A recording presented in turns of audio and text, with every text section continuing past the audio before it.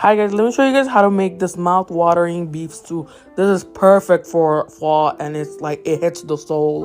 You're gonna start off with some olive oil and then you're gonna sear about 4 pounds of beef. I'm just seasoning with some Dano's spicy seasoning. Once your beef has some color to it, you're gonna take it out. And then in the same pot, add in some garlic and some onion. Add in a tablespoon of salt and half a stick of butter. Once the onions are soft and translucent, add in all your spices. I'm going to list them above. And then add in about 3 tablespoons of tomato paste and a sprig of rosemary.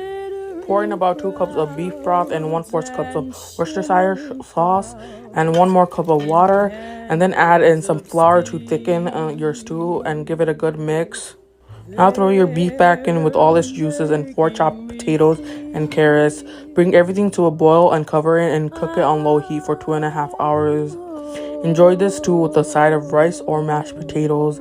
This turned out absolutely amazing. Like, it was mouth-watering.